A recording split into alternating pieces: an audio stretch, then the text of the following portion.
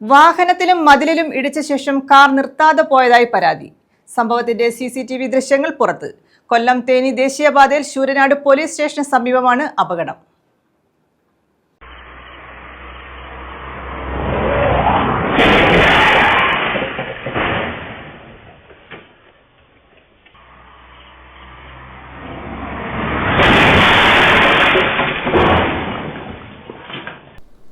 മൂലത്തറയിൽ ഷാജഹാൻ എന്നയാളുടെ ഉടമസ്ഥതയിലുള്ള റിയ ഏജൻസീസ് എന്ന സ്ഥാപനത്തിൻ്റെ മുന്നിൽ ഡിസ്പ്ലേക്ക് നിർത്തിയിട്ടിരുന്ന കാറിൽ അമിത വേഗതയിൽ വന്ന മറ്റൊരു കാർ ഇടിച്ചതിനു ശേഷം സമീപത്തെ മതിലും ഇടിച്ചു തകർത്ത് നിർത്താതെ പോവുകയായിരുന്നു.